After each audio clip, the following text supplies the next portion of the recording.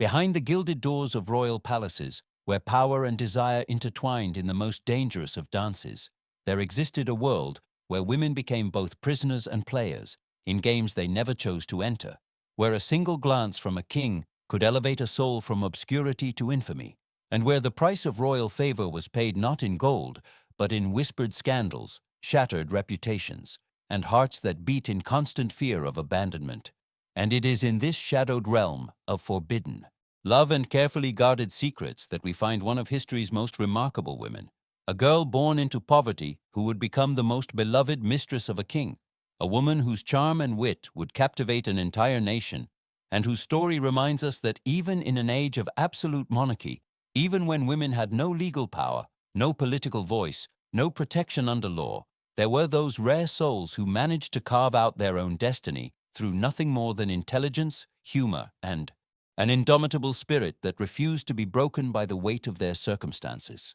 Before we journey into this extraordinary tale of transformation, survival, and unexpected triumph, I want to ask you for a small favor that would mean the world to me and help this channel continue bringing you these hidden stories from history's shadows. And that is simply to press the like button if you're enjoying what you're hearing, and if you haven't already subscribed, please do so now, because we're working toward our first 1,000 subscribers, and every single person who joins us brings these forgotten women's voices a little closer to being heard again. And I promise you that together we'll continue uncovering the intimate, emotional, and often heartbreaking truths about the women who loved kings, bore their children, and paid prices we can scarcely imagine today. So thank you for being here. Thank you for caring about these stories. And now let me take you back to 17th century England, to a time when the theaters had just reopened after years of Puritan rule, to a moment when a young girl stood in the dim corridors of the King's Playhouse,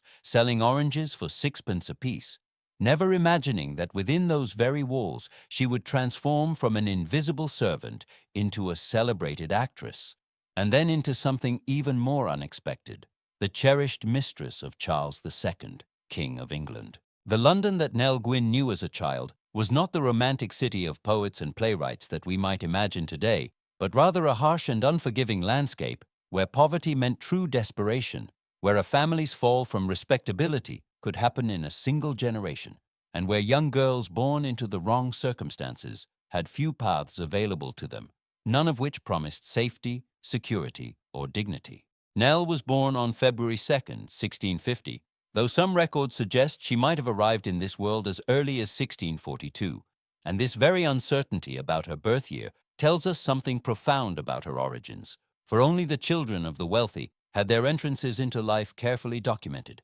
christened in grand churches, their names entered into official registries with all the proper ceremony, while the poor simply appeared, lived, and often disappeared from history without leaving more than shadows and rumors behind. Her mother, Ellen Gwyn, known to all as Old Madam Gwyn, ran what was politely termed a bawdy house, though the reality was far less genteel than that phrase suggests. It was a brothel in Covent Garden, that notorious district where theaters, taverns, and houses of ill repute clustered together, creating a world that existed on the margins of respectable society, where women sold their bodies because they had no other commodity to trade, where drink flowed freely to numb the pain of existence, and where children grew up witnessing things no child should see, learning too early that survival meant compromise, that morality was a luxury only the wealthy could afford, and that a woman's value in this world was measured primarily by her youth, her beauty, and her willingness to please men who held all the power. Nell's father remains a mystery, possibly Thomas Gwyn, possibly a man of some minor Welsh lineage, possibly a captain who had seen better days, or possibly no one of consequence at all, just another man who passed through old Madame's establishment and left behind a child as the only evidence of his existence. What we know with more certainty is that he vanished from Nell's life early, perhaps dying in prison, perhaps simply abandoning a family he could not support, leaving behind a daughter who would grow up without a father's protection in a world where such protection might have made all the difference between respectability and ruin. Young Nell's childhood was spent in the coal yards and narrow alleys off Drury Lane, among the poorest of London's poor, and the occupations available to a girl in her circumstances were limited and grim. She might have hawked herrings or oysters in the street, her voice crying out among 100 other desperate voices all competing for the attention of passers-by. Or she might have worked as a cinder girl, one of those small figures blackened with soot who sold the burnt remains of coal to those who could not afford fresh fuel, or she might have done worse. For in her mother's bawdy house, children were not always protected from the appetites of men, and the line between servant and prostitute was one that poverty erased with terrifying ease. Some historians believe it probable that Nell herself was sold into sexual service while still a child, a horror that we can barely contemplate today, but which was common enough in 17th century London that it rarely drew comment. And while Nell herself later claimed that she had only filled strong waters for the guests, had only served drinks to the men who came seeking other pleasures, we must remember that she was speaking as a woman who had risen far above her origins, who was now the king's mistress, who had every reason to minimize the degradations of her early years. There is a story, possibly true, possibly invented by the satirical poets who loved to mock and celebrate her in equal measure, of young Nell taking a lover named Duncan or Dungan when she was perhaps 14 or 15 years old, a man who provided her with rooms at a tavern in Maypole Alley, and who, according to the crude verses of the time, eventually grew weary of her and moved on, but who may also have been instrumental in helping her find work at the new theatre being built nearby, the A.E. Theatre Royal in Bridges Street, which would later be rebuilt and renamed Drury Lane, a name that resonates through theatre history even now. England had only recently emerged from the Commonwealth period, those years when Parliament had ruled without a king, and the Puritans had banned all forms of entertainment they deemed frivolous or immoral, which included theatre, dancing, celebration of Christmas, and most forms of public joy. And when Charles II was restored to the throne in 1660, one of his first acts was to reinstate the theatre, to license 2 acting companies, and to do something revolutionary. He legalized acting as a profession for women, making England one of the first countries in Europe to allow female performers on stage rather than having all women's roles played by boys or young men in costume. This change would transform Nell Gwyn's life, but first she had to gain entry to that world, and she did so through the most humble position imaginable, as an orange girl. Mary Meggs, known as Orange Moll, a former prostitute who had somehow clawed her way to respectability, held the exclusive license to sell fruit, sweetmeats, and confections within the King's Playhouse, and she hired young women, including Nell and her sister Rose, to move through the audience during performances selling small sweet oranges imported from China for 6pence each, and these orange girls wore scanty clothing that was part of their appeal, for they were there not just to sell fruit, but to be ornaments themselves, to be looked at, desired, and propositioned. The work exposed Nell to a world she had never known, for the King's Playhouse was where London's elite came to see and be seen, where nobles sat in boxes above the common crowd, where the king himself frequently attended, and where wit, fashion, and power were on display as much as any performance on stage. The Orange Girls also served another function, less official but universally understood. They carried messages between men in the audience and actresses backstage, notes that began as compliments and often ended in sexual assignations, and they received tips for this service, tips that could be substantial if the match was successfully made. Whether this made them procuresses or simply messengers depended on your point of view and your willingness to acknowledge the brutal economics of desire in a world where women's bodies were always for sale in one form or another, where the only question was the price and the packaging. But Nell possessed something that set her apart from the other Orange Girls. She had a clear, strong voice that could project across a crowded room. She had a quick wit that made people laugh. She had an instinct for comedy that was natural rather than learned, and she had the good fortune, if we can call it that, to catch the eye of Thomas Killigrew, the manager of the King's Company, who saw in this rough girl from the coal yards something worth developing, a spark of talent that might be trained into something remarkable. At 14 years old, if we accept the later birth date, or 22 if we believe the earlier records, Nell Gwyn left off selling oranges and began to train as an actress, learning her craft at a school for young actors that Killigrew had established, studying under Charles Hart, one of the finest male actors of the Restoration stage, and learning dance from John Lacey, another celebrated performer, and both of these men were rumored to be her lovers, particularly Hart, whose affair with young Nell was apparently an open secret in the theatrical world. The life of an actress in Restoration England was precarious at best, for the limited audience meant that plays rarely ran for more than a few nights. 50 different productions might be mounted in a single 9-month season from September to June, and an actress had to be quick-witted and quick-studying enough to learn new roles constantly, to adapt to different styles, to please audiences whose tastes could shift as suddenly as the English weather. Nell was reportedly illiterate, unable to read the scripts she was given, which meant she learned her parts by having them read aloud to her, memorizing through repetition and sound, which may actually have helped her develop an ear for natural speech patterns, for the rhythm and music of language, for the way real people actually talked rather than the stilted formality of written verse. Her first recorded appearance on stage was in March 1665, playing Sidaria, daughter of the Aztec Emperor Moctezuma, in John Dryden's heroic drama The Indian Emperor, performing opposite Charles Hart, who played Cortez. And it was in this performance that Samuel Pepys, that indefatigable diarist whose observations give us so much insight into Restoration London, first took note of her, describing her as pretty, witty Nell, a phrase that would follow her throughout her life. However, Pepys was less impressed 2 years later when he saw her in the same role again, writing that he was most infinitely displeased with her being put to act the Emperor's daughter, which is a great and serious part, which she do most basely. And this criticism tells us something important about Nell's gifts as a performer. She was not suited to tragedy, to the grand heroic style that required sustained emotion and elevated language. Instead, her genius lay in comedy, in wit, in playing.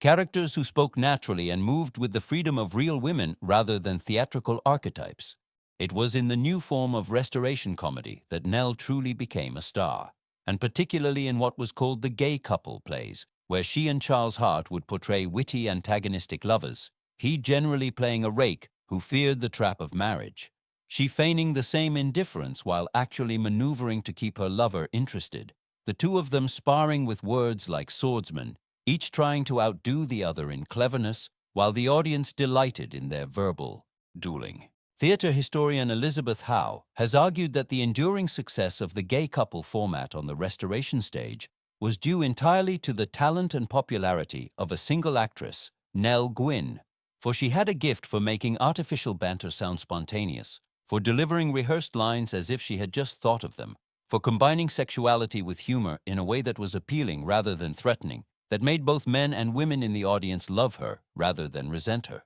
The Great Plague of London shut down the theatres in mid-1665, and Nell and her mother followed the king and his court to Oxford, where the King's Company presumably mounted private theatrical entertainments for the nobility in exile from the plague-ravaged capital. And during this time, Nell and the other 10 women comedians in His Majesty's Theatre were granted the right to wear the king's livery, proclaiming them official servants of the crown, an honor that elevated them above common players, even as it bound them more closely to royal service. When the theatres reopened, Nell returned to London and to a series of roles that showcased her particular talents, including her greatest triumph in John Dryden's Secret Love, or The Maiden Queen, performed in March 1667, where she played Florimel, a character who at one point disguises herself as a young man, giving Nell the opportunity to wear male clothing, to swagger and strut in breeches that showed off her figure, and to demonstrate what Pepys called the notions and carriage of a spark, the most that ever I saw any man have. After seeing the play for the third time, Pepys declared that it is impossible to have Florimel's part, which is the most comical that ever was made for woman, ever done better than it is by Nellie. And the king himself loved the play so much, he declared it his play, gracing it with the royal title. These breeches roles, where actresses appeared in men's clothes, were enormously popular with Restoration audiences, partly because they allowed women to display their legs and figures in form-fitting male attire at a time when women's dresses concealed the body, but also because there was something thrilling about gender transgression, about seeing women command the stage with masculine confidence, speaking and moving with a freedom that society denied them in their own clothes. It was during a performance of All Mistaken, or The Mad Couple, that Nell apparently caught the eye of Lord Buckhurst, Charles Sackville, one of the court wits known as the Merry Gang, particularly in a scene where she had to escape from a hugely fat suitor by rolling across the stage, her feet toward the audience and her petticoats flying about, exposing her legs and undergarments in a display that was both comic and erotic. Buckhurst was cultured, witty, satirical, dissolute, and utterly charming. exactly the kind of man who could sweep a young actress off her feet, and in late April 1667, shortly after the end of the theatre season, Gwyn and Buckhurst left London together for a country holiday in Epsom, accompanied by another wit, Sir Charles Sedley, and Pepys reports that Buckhurst was paying Nell £100 a year, a substantial sum, and that she had sent her costumes back to the theatre, and declared she would act no more. But the affair was brief. Buckhurst apparently grew tired of her or found her too expensive to maintain, and by late August, Nell was back on stage, and the gossip reported that Buckhurst now mocked her, that her former lover Charles Hart, hurt by her desertion, now hated her,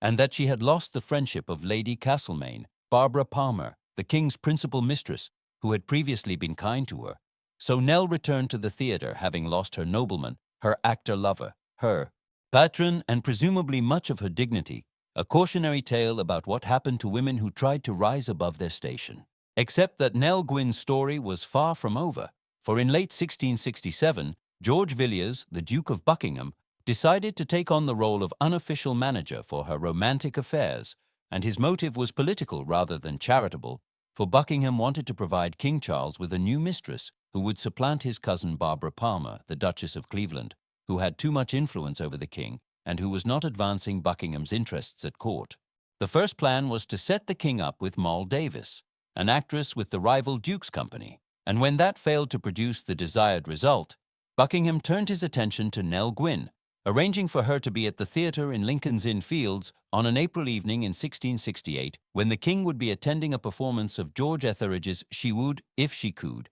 and according to the stories that circulated afterward, Charles spent more time flirting with Nell in the next box than watching the play. After the performance, the king invited Nell and her escort, a cousin of Buckingham's named Mr. Villiers, to supper along with his brother the Duke of York, and when the meal concluded, Charles discovered he had no money on him. His brother was similarly unprepared, and Nell had to pay the bill, at which point she reportedly exclaimed in an imitation of the king's own manner of speaking, "Odd's fish, but this is the poorest company I ever was in," a joke that demonstrated both her audacity and her charm, for she could mock a king to his face and make him laugh rather than taking offense. Nell jokingly called King Charles her Charles III, since she had previously been mistress to Charles Hart and Charles Sackville, Lord Buckhurst, a bit of wit that acknowledged her past rather than trying to hide it, that turned her experience into humor rather than shame. And this openness,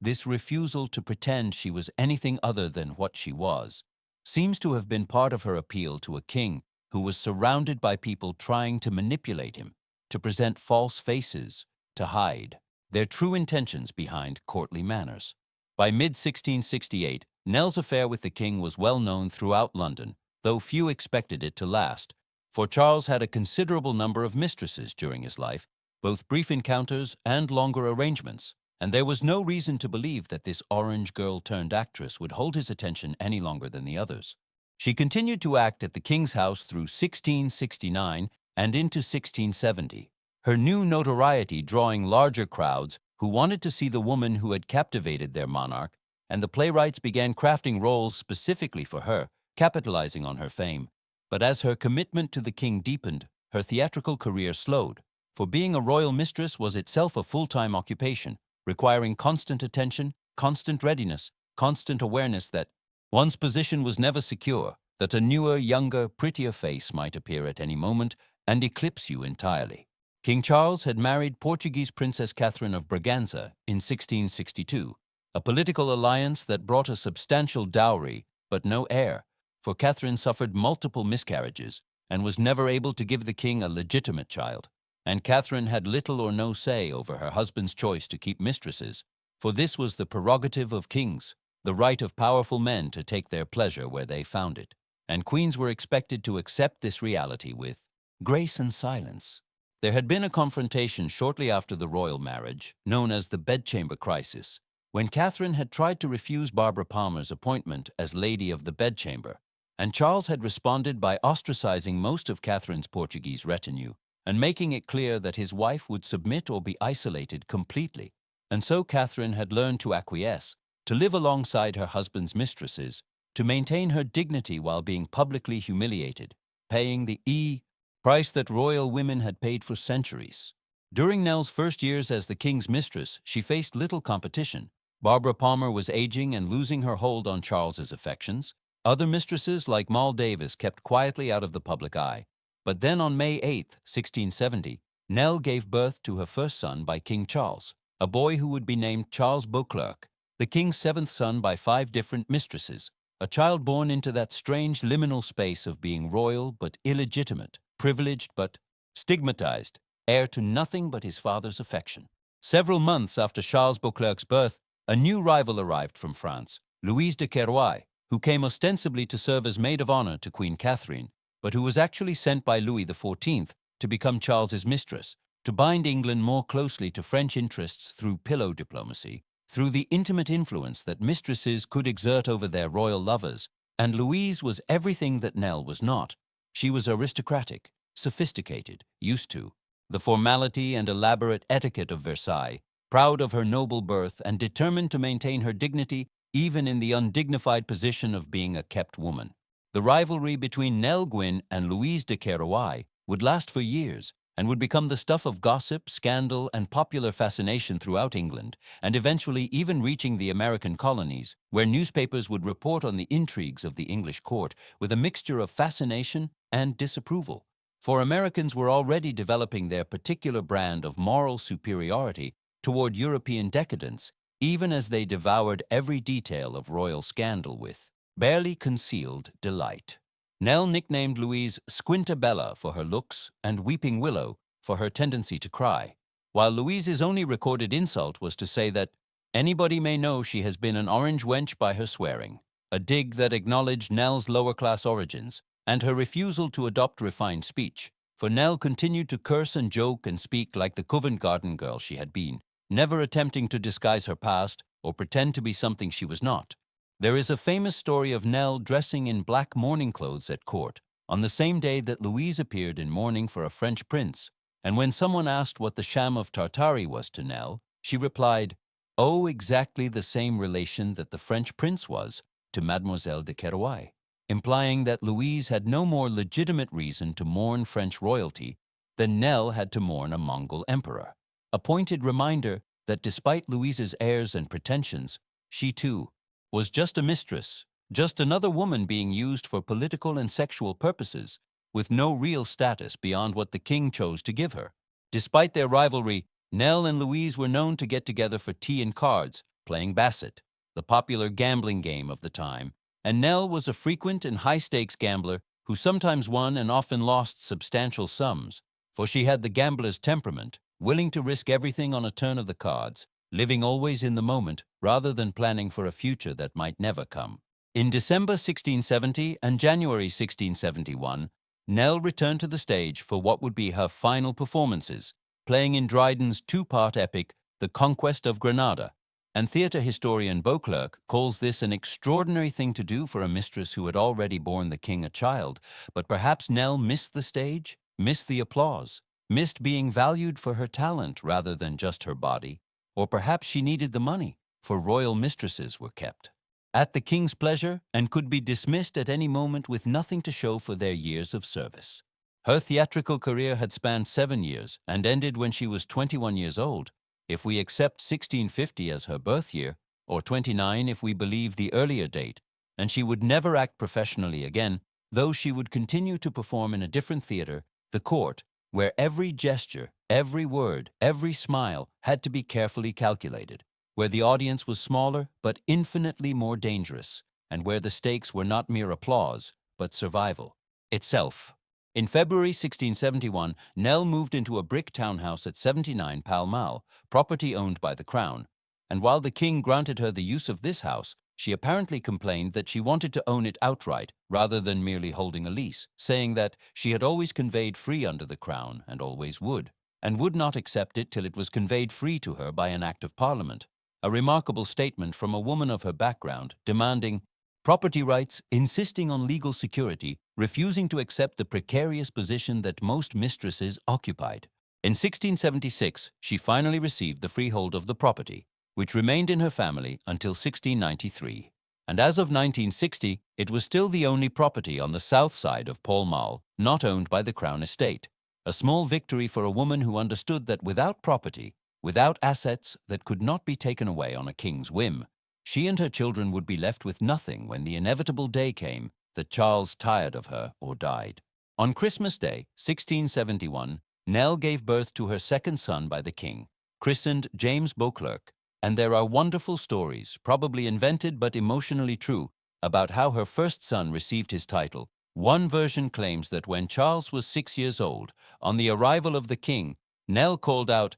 "Come here, you little bastard, and say hello to your father." And when Charles protested her calling his son such a name, she replied, "Your Majesty has given me no other name by which to call him," forcing the king to create the boy Earl of Burford. Another even more dramatic tale has Nell grabbing young Charles and hanging him out of a window at Lauderdale House in Highgate, threatening to drop him unless he was granted a peerage, and the king crying out, "God save the Earl of Burford," to prevent her from following through. Though this story seems almost certainly apocryphal, too theatrical even for Nell, but both stories speak to a truth about her position, that she had to fight constantly for her children's status. That being the king's son meant nothing without formal recognition, without titles and property that would secure their place in society after their father was gone. On December 21st, 1676, Charles was officially created Earl of Burford and Baron of Headington, and a few weeks later,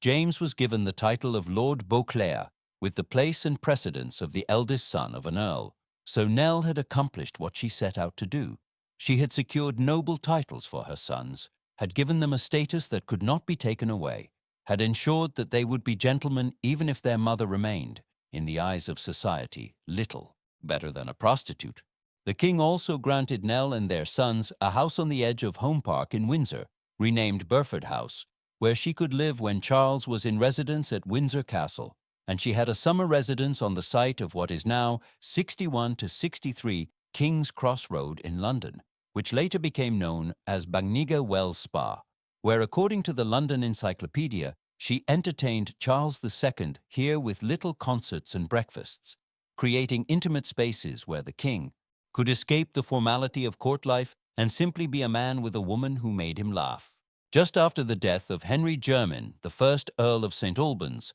on January 5, 1684, King Charles granted his son Charles the title of Duke of St. Albans, an enormous honor for a bastard son, and also gave him an allowance of £1,000 a year, and the offices of Chief Ranger of Enfield Chase and Master of the Hawks in reversion, meaning young Charles would inherit these positions after the current holders died. So the king was providing not just status, but income for his son, ensuring the boy would have the resources to maintain his position in society. King Charles II died on February 6, 1685, and his final words to his brother James, who would succeed him as King James II, included the plea, "Let not poor Nellie starve," a request that James eventually honored by paying most of Nell's debts and granting her an annual pension of £1,500. He also paid off the mortgage on her Nottinghamshire lodge, which remained in the Beauclerk family until 1940. So Nell was not left destitute as so. Many royal mistresses had been before her,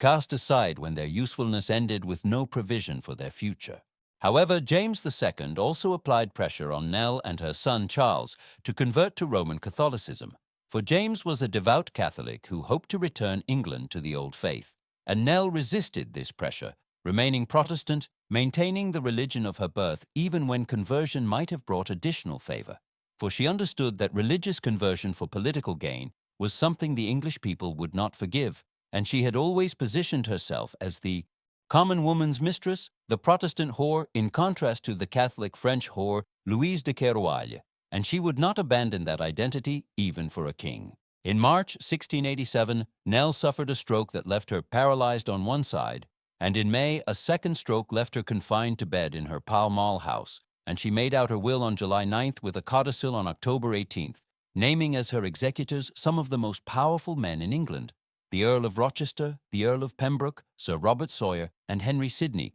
each receiving £100 for their service, and her will also revealed her charitable nature, leaving £100 to be distributed to the poor of the parishes of St. Martin in the Fields and Westminster, and £50 to release debtors from prison every Christmas, for she had not forgotten her origins, had not forgotten what it meant to be poor, to be powerless, to be trapped by circumstances beyond your control. Nell Gwyn died from apoplexy, almost certainly caused by syphilis, on November 14, 1687, at 10 in the evening. Less than 3 years after King Charles's death, she was 37 years old, if we accept the later birth year, or 45, if we believe the earlier date. Still young by any measure, her life cut short by disease, by the physical toll that her years as a mistress had taken on her body. For syphilis was rampant in Restoration England, particularly among those who moved in the circles of power and pleasure where sexual encounters were frequent and medical treatment was primitive at best.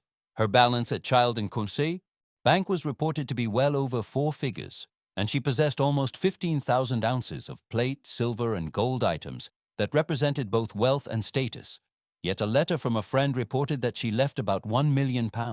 suggesting that much of her wealth was held in trust or in non-liquid assets, which might explain why this rich woman was sometimes described as being poor, for wealth that cannot be easily accessed or converted is wealth in name only. She was buried in the Church of St. Martin in the Fields on November 17, 1687, and in compliance with one of her final requests, Thomas Tennyson, the future Archbishop of Canterbury, preached a sermon on December 17th from the text of Luke 15 verse 7. Just so, I tell you, there will be more joy in heaven over one sinner who repents than over 99 righteous persons who need no repentance, a text that acknowledged her life as a sinner while asserting her ultimate redemption, that recognized she had lived outside the bounds of conventional morality, but suggested that God's mercy was larger than human judgment. Though Nell was often caricatured as an empty-headed woman valued only for her beauty and sexual availability, John Dryden, the greatest poet and playwright of the age, said that her greatest attribute was her native wit,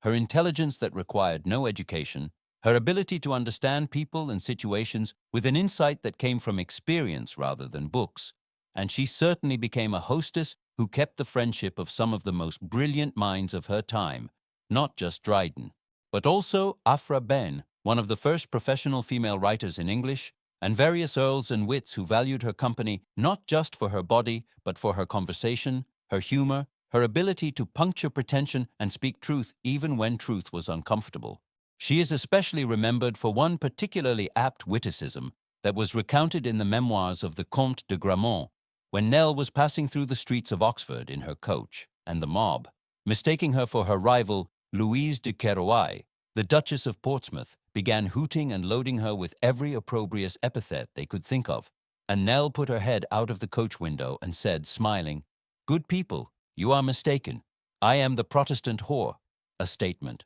that was both self-deprecating and defiant, that owned her status as a mistress while emphasizing her Englishness, her Protestant faith, her connection to the common people who hated the French Catholic influence at court. And this moment encapsulates everything that made Nell Gwyn beloved by the English people, even as she occupied a position that should have made her despised. Another story, probably fabricated but emotionally resonant, has Nell breaking up a fight between her coachman and another man who had called her a whore, telling them, "I am a whore, find something else to fight about." Again, that remarkable ability to own her status, to remove its power as an insult by simply acknowledging the truth, refusing to be shamed by a word that everyone already applied to her anyway. In 1937, a new 10-story block of 437 flats in Sloane Avenue, Chelsea, was given the name Nell Gwyn House, and in a high alcove above the main entrance stands a statue of Gwyn with a Cavalier King Charles Spaniel at her feet, believed to be the only statue of a royal mistress in all of London, a small monument to a woman who captured the hearts of a nation. As I pause here and think about where you might be listening to this story, I find myself wondering about your own perspective on Nell's choices, and I would love to know, if you feel comfortable sharing in the comments below, where in the world are you watching from, and what is your age? Because I think our location and our generation shapes how we view these historical women who had so few choices available to them, who survived through wit and charm in a world that valued them primarily as objects of male desire, and I'm genuinely curious about who is drawn to these stories and why they resonate across centuries and across continents, so please take a moment to share your thoughts below. I read every comment and I truly value hearing from you. When we look back at Nell Gwyn's life from our modern perspective, particularly here in the 21st century, when women in many parts of the world have legal rights, educational opportunities, career options, and social freedoms that would have been unimaginable in 17th century England. It is easy to judge her choices, to wonder why she didn't refuse to become a mistress, why she didn't find some other way to survive and thrive. But such judgments ignore the brutal reality of her circumstances. For a woman born into poverty in Restoration London had essentially three options available to her. She could marry if she could find a man willing to take her without a dowry, which was unlikely for a girl from Nell's background, or she could work in one of the few occupations open to women, such as domestic service, needlework, or hawking goods in the street, all of which paid barely enough to survive on and offered no security whatsoever. Or she could use her sexuality either as a prostitute serving many men for small sums, or as a mistress serving one man for greater rewards but also greater risk. For while a prostitute maintained a certain independence and could leave an abusive client, a mistress was bound to her protector and could be discarded at any moment with no recourse, no compensation,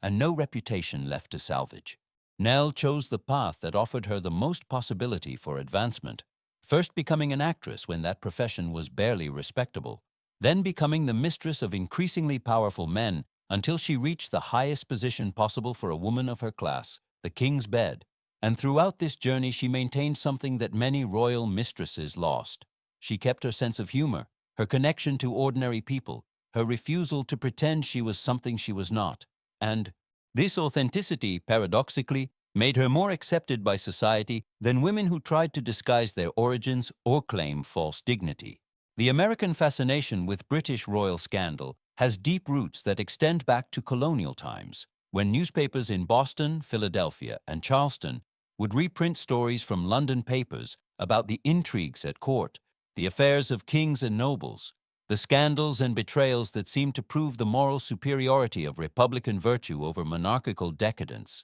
And even today, Americans remain obsessed with British royalty, following every detail of royal weddings, births, divorces, and scandals with an intensity that might seem strange for a nation that fought a war to escape royal rule. But perhaps this fascination comes from a deep human need for fairy tales, for stories of Cinderella transformations and star-crossed lovers, for narratives that remind us that even in systems of absolute power, individual human choices and emotions still matter, still shape outcomes, still create history. Nell Gwyn's story is in many ways a fairy tale, the poor girl who caught a king's eye and rose from selling oranges to living in a Pall Mall townhouse, from sleeping in coal yard alleys to dining with dukes, from complete obscurity to being one of the most famous women in England. But unlike most fairy tales, Nell's story doesn't end with happily ever after. Instead, it ends with a young woman dying of disease at 37, having outlived the king who loved her by less than 3 years,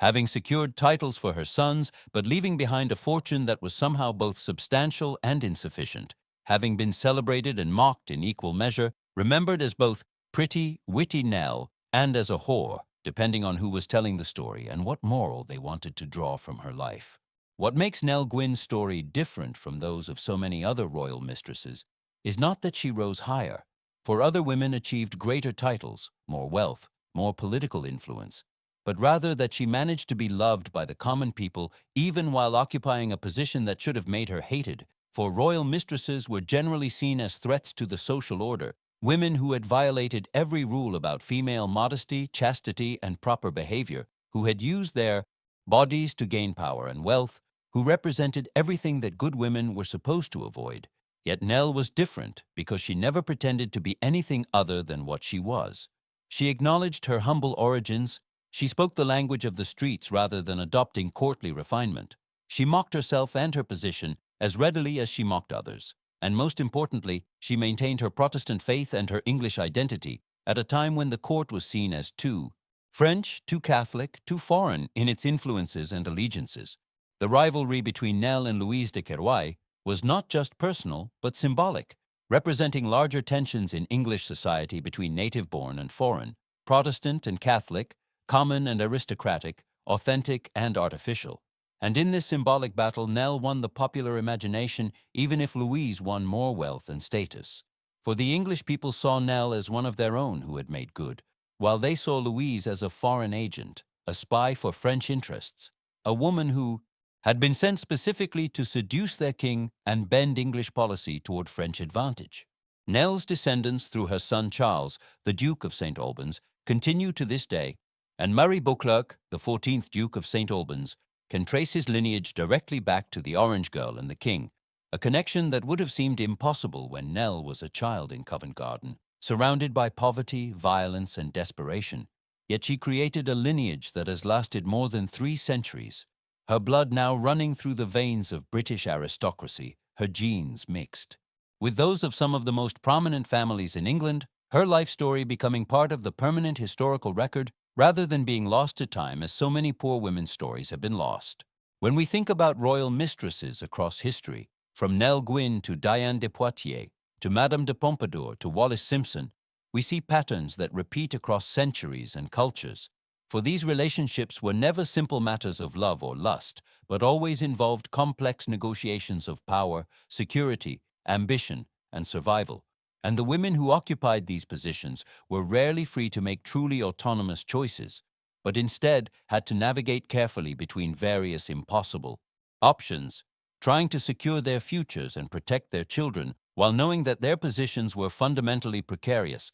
dependent entirely on the continued favor of men who held all the legal and political power, men who could abandon them or destroy them at will with no consequences beyond perhaps a slight damage to their reputations. The emotional cost of being a royal mistress is something we can only imagine from this distance. The constant anxiety about maintaining the king's interest, the jealousy and rivalry with other women competing for the same position, the knowledge that you were being used for political purposes by factions at court who saw you as a tool rather than a person, the isolation from respectable society, the inability to marry or have legitimate children, the awareness that everything you had could be taken away in an instant, and beneath all of this, the question that must have haunted these women in their private moments, whether the security and luxury they gained was worth the price they paid in dignity, reputation, and autonomy. Nell Gwyn seems to have handled these pressures better than most, perhaps because she never expected much from life to begin with,